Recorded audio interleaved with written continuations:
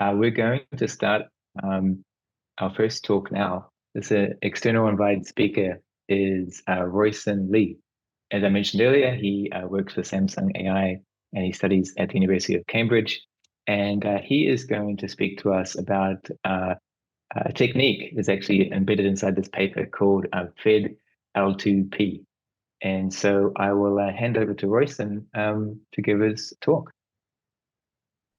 Okay, thanks, Flower, for inviting me to give this talk on learning to personalize in federated learning. And this work, I'm really excited to share this work with you guys, but this work wouldn't be possible without the contributions from the people in both Samsung and Cambridge. Yeah.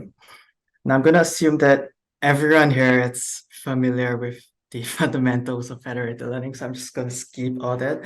I'm going to skip the background and just hop right into the main motivation of our work. So the goal of personalized federated learning is to obtain a personalized model for each client, which minimizes their local objective. And most existing personalized FL methods rely on fine-tuning on the client's dataset, right? So be it fine-tuning from a global model or a subset of a global model, or even further fine-tuning of an existing personalized model. Now, our goal here is to improve this fine-tuning process by learning a personalization strategy for each client. So the intuition behind this is that you have different data sets, you have different scenarios, different clients, and they all require different personalization strategies, right? So this strategy has a strong dependence on not only the client, but also the pre-trained model they use to fine-tune on the client, right?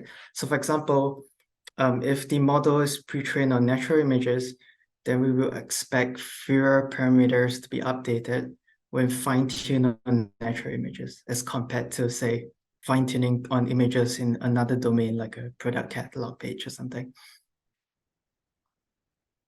So this is the framework that we propose.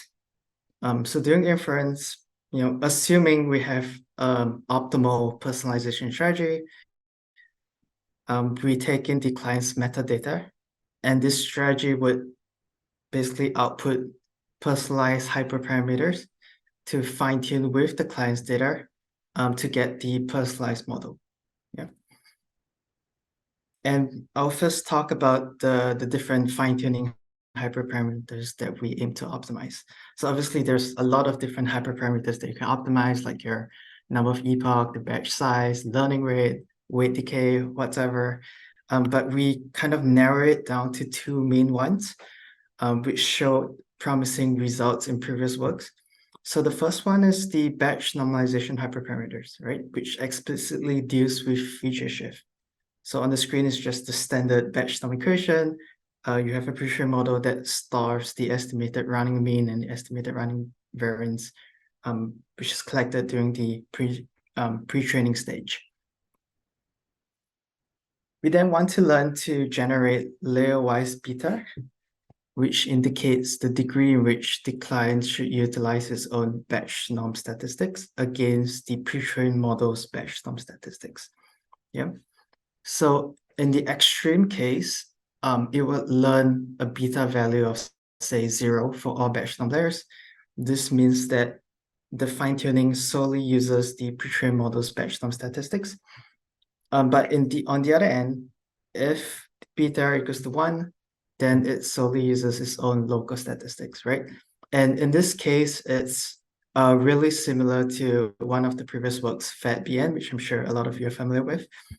Basically, it's a work that keeps the batch norm layers local for each client, and these layers are not being sent for aggregation. The second hyperparameter that we optimize for is layer-wise learning rate eta, right? So in this case, there are also special cases depending on which layers get updated and which layers get frozen. But in the extreme case, if eta is 0 for the feature extraction layers and more than 0 for the classifier head, then it's similar to LG Fed average. But if you flip it around, then we have something similar to like a bunch of works that freezes the feature extractor and basically just train the head of the model. So how is this beta and eta estimated, and which metadata is used? So given the pre-trained model, we first get the batch norm running mean invariance, yeah. And then we do a forward pass on the client's data set on the pre-trained model to get the batch norm mean invariance of the input features, right? So there's a dependency on both the pre-trained model as well as the client's local statistics. We then measure the KL divergence of the distribution, and then we use it as input for our Metanet. So in this case, our Metanet is a personalization strategy, and it's essentially a really small MLP with one hidden layer. And it learns to map this difference in this distribution difference to get the beta for every batch norm layer. For theta, it's pretty similar. So we also do a forward pass on the client's data, and we get the mean and standard deviation of input features for all layers. Yeah, and we use this as an input to another Metanet to get eta for each layer in the network. Now, in order to train these metanets, it's quite straightforward. So our framework first takes in a pre-trained model, and then for each FL round, we want to generate hyperparameters for fine-tuning, right? So we take the client's metadata for each client, of course, and when we pass it through the personalized strategy, which is just the metanets that learns beta and theta, and we use these hyperparameters for fine-tuning, yeah, using the client's data. This will allow us to obtain the personalized model in which we calculate the meta gradient to then update lambda. Lambda is the weights of the metanets, right? So we're updating the metanets to cater to that particular client. Yeah. And then this lambda would then be sent back to the server for Fed averaging. And this entire process is repeated for 3 rounds till the metanet converge. Yeah. So this is essentially the whole approach of what we're trying to do here. So for experiments, we cover many different scenarios, right, to kind of validate how effective our framework is. So we use this bunch of data sets. CIFAR10, I'm pretty sure everyone knows, just a bunch of natural images. And you have CIFAR10C, which is adding different noise to this natural images. And then we have some domain adaptation data sets, so Office, Caltech, DomainNet. So these are basically data sets with marginal and conditional feature shift. And we also have the speech commands dataset, which each client represents a natural speaker. And our entire setup has different kinds of data heterogeneity. So we have the marginal label shift using LDA method, which is pretty much done in a lot of different works. We have an implicit marginal and conditional feature shift. And this is depending on the data sets, obviously the domain adaptation ones, as well as speech and the CIFAR10C ones. And we also have quantity scale where different clients have different number of samples, right? So there are a lot of different kinds of heterogeneity that we could select from. We also use a bunch of pre-trained models, which is either pre-trained using existing FL methods or using publicly available models. So you could start from a foundation model. Yeah. Our baselines consist of mainly fine-tuning methods. So because our Fed L2P mainly focus on improving the fine-tuning process, right? So we compare mostly on like fine-tuning methods.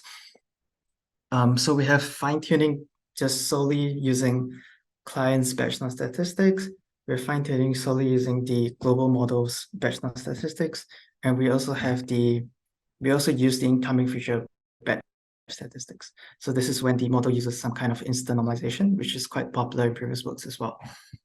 And we also have our method, L2P, without federated learning. So we are kind of learning metanets on each client separately without any aggregation whatsoever. So it's similar to doing HPO or hyperparameter optimization on each client. Yep. So there are tons of comparisons, including ablation studies for each data set, each pre-trained model with different types of data heterogeneity across all baselines, right?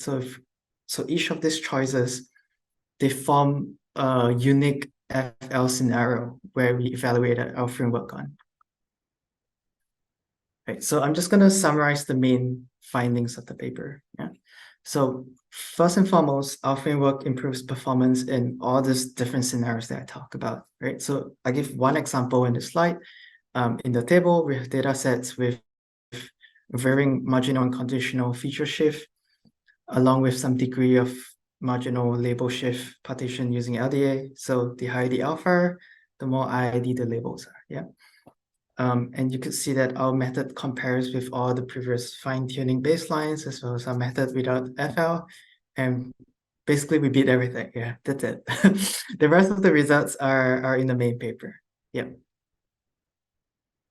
One good thing about our framework is that it complements many of the existing FL methods.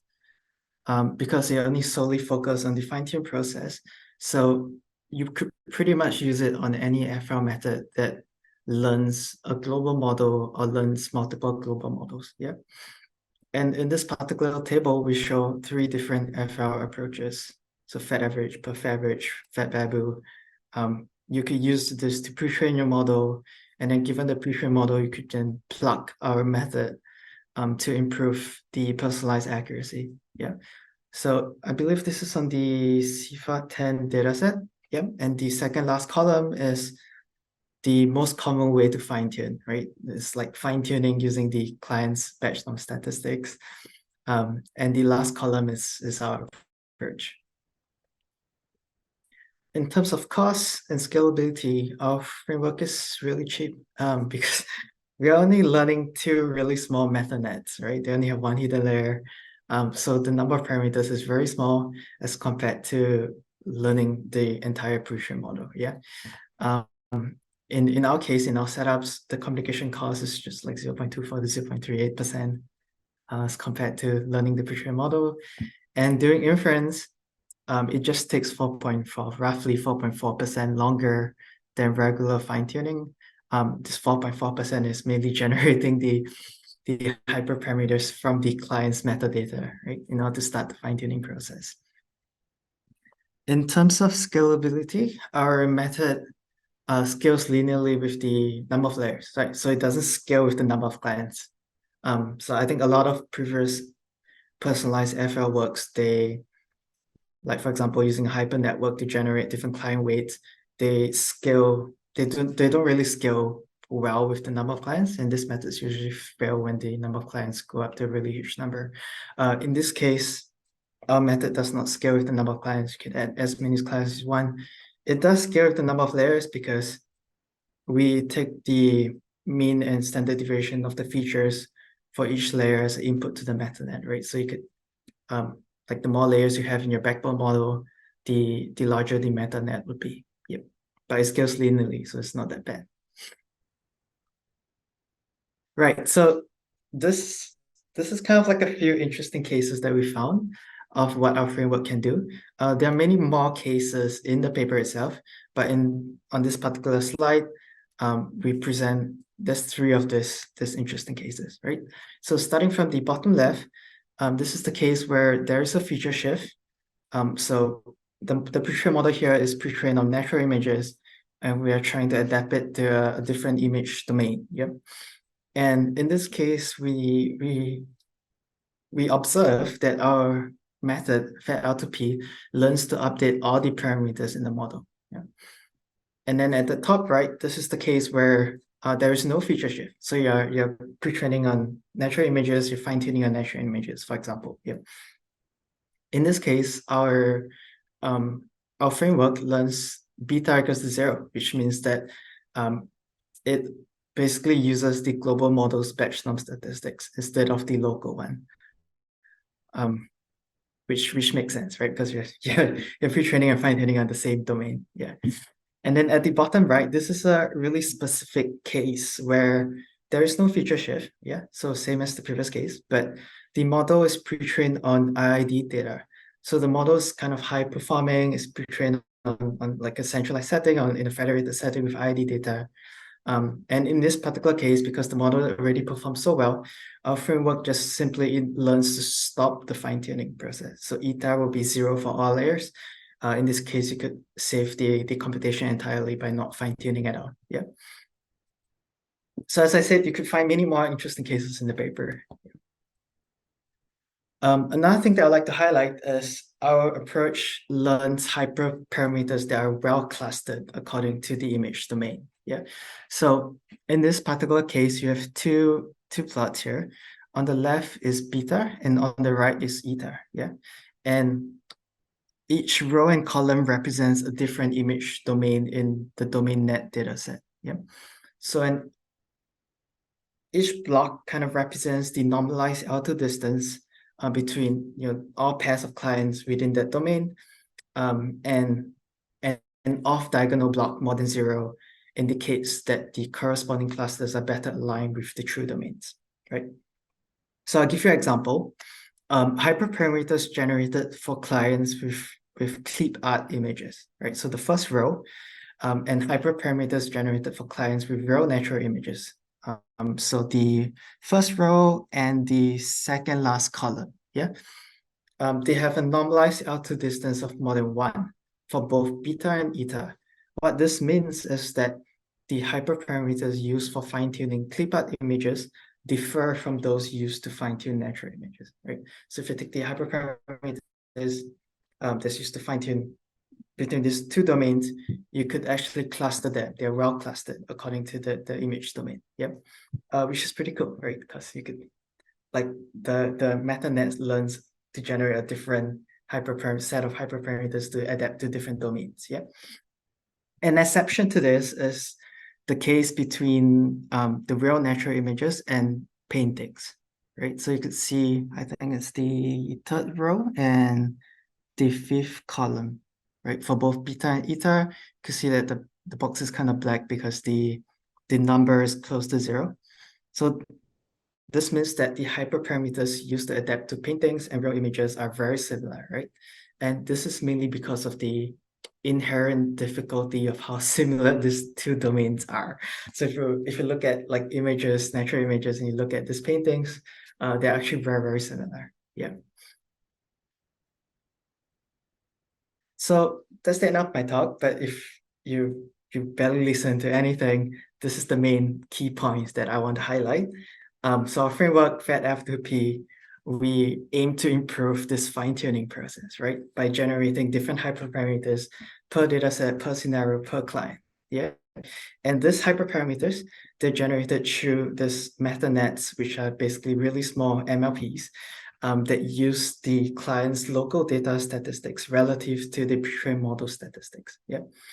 And our model could be plugged into a lot of existing FL works, leading to a huge boost in performance. And it's also really scalable and efficient. Yeah. That's the end of my talk. Any questions? Great talk. Very interesting method. If anyone in the meeting wants to ask a question, just raise your hand or signal and I'll let you speak. Or I'll also be scouting around on the Slack and other places where people post questions. Um, I I did think I saw Daniel N have his hand up during the talk. I'm not sure if that was just an accident. But anyway, while people are thinking of questions they want to ask, I'll ask one and just say, where do you think we might see these metanets being applied to next in the realm of federated learning? If you were going to use one right now to solve an applied problem, where would you want to sort of apply it? Well, you could use it on anything really. I mean, right now we only show it on mainly classification tests. So Hmm. you could apply it on other tests. You could also like learn other kinds of metanets. Actually, we just pick two of the most popular hyperparameters. But so for example, you could, I don't know, learn to stop or learn the number of epochs. I think that would be useful to Hmm. save computation because on-device training is quite expensive. So I don't know, maybe by looking at the client's distribution and taking the entropy of it or taking the number of data samples and fitting it through a metanet with the number of fine-tuning iterations, it's able to tell you when to stop the fine-tuning process. That would be useful. Yeah. Hmm, I see. How generalizable do you think that sort of learning will be? Do you think people have to learn it for each combination of data, task, architecture, and so on? Or do you think those sort of It depends on which hyperparameters are most important for the target task that they are learning. Yeah, in this case, I mean, in classification, you have a bunch of previous works that they are proposed to free certain layers or to keep certain batch num layers fixed or something. So it was pretty clear to us in this particular task that these are the hyperparameters that we need to focus on. I see.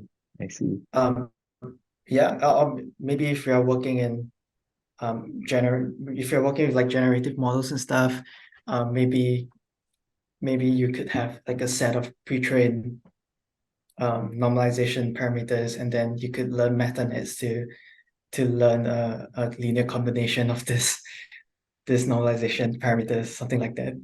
Um, so it's really up to the scenario of and the task that you're targeting. I see. Cool, cool. Yep. Let's see if there's any questions. Um,